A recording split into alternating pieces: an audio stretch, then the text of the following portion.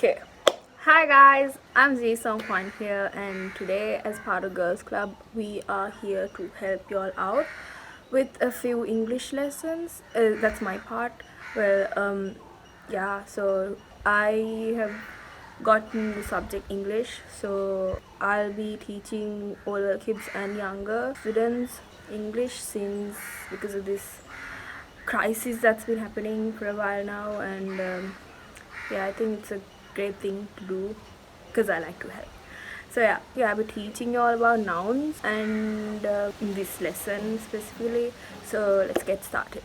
So nouns are any naming words like for animals, people, things, ideas, qualities, etc. And this also includes invisible things to us, like the air, wind, vapor, gas, etc. And what does a noun do in a sentence? One, it acts as a subject. For example, the man stepped on my toe. The man here is the subject and the word stepped is the verb. Moving on, it acts as a object. For example, Tom bites his nails. Nails in this context are the object. So object is a noun which is acted upon by the subject. Yeah. So yes. Basically, in the English language, there are two types of nouns: proper nouns and common nouns. So when taking into consideration common nouns are anything like non-specific thing, person, place, yeah, whatever. Book, cat, for example, books, hat, dog. The word cat, for example, is like, there are different, it can be used to describe many things, which makes it more common. See, that's the meaning of a common noun. But moving on to a proper noun is like more specific. See, any specific person, place, thing, literally. And then basically in the English language, proper nouns are more capitalized, like that word, it starts with a capital letter. So for example, the Eiffel Tower, Big Ben, Colombo, Nigambo. There you go. There are different classes of noun. So one, it's concrete noun. Two, abstract noun. Three is collective nouns, mass nouns, and compound nouns. So concrete nouns, names can be identified using the five senses. So five senses are sight, sound, touch, smell, and taste. Yeah. So for example, air, you can feel it.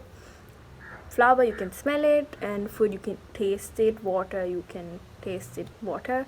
Abstract nouns are more like names that can't be identified with the five senses. So for example, love, God, sympathy, belief, truth.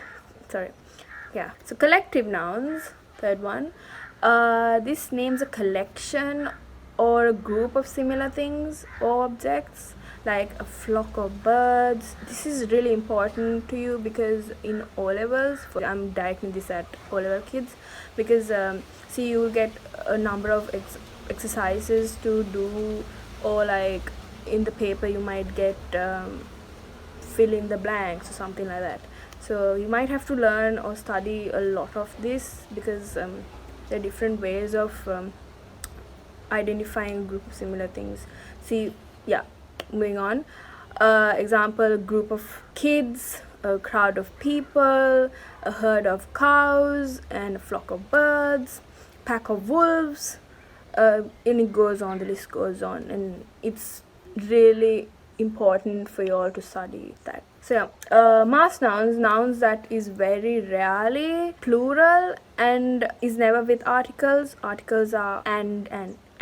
So yeah, example, equipment. You don't say equipments, it's wrong. Equipment. So advice and information. You don't say informations. And weather goes on. Compound nouns are it's like made up of two or more words, like put together to create a unit or an idea. For example, skyscraper. A skyscraper is a really tall building which consists of many stories. For example, the Burj Khalifa.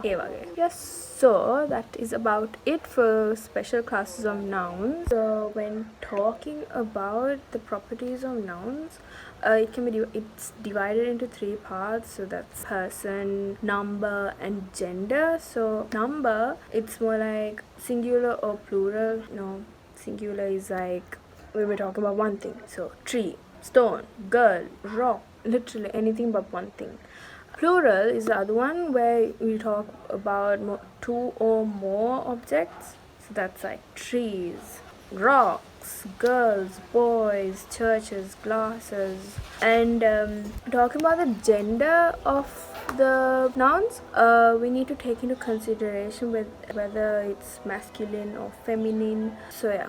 When talking about the masculine gender, it indicates the male gender, male sex. So then it's more like brother, nephew, wizard, or like Mr. Gentleman, like that. And when talking about the feminine gender, it's the female sex. So then we're talking about for example, sister, mother, witch, lady, yeah, so forth.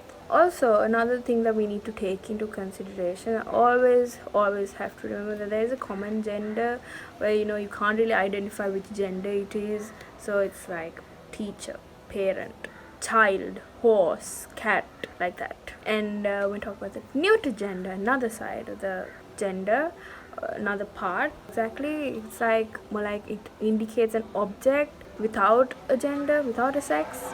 So yeah, it's like rock, leaf, sea, mountain, like that. So yeah, that's about it for the whole nouns lesson. Also remember, pronouns are not considered as nouns. So if you guys do have anything at all, like questions or inquiries or whatever doubts in your head, you can always comment below or send us an email. So adios, I'm Json, sorry. So that's my nickname, but yeah. Really nice helping you guys, so good luck with everything.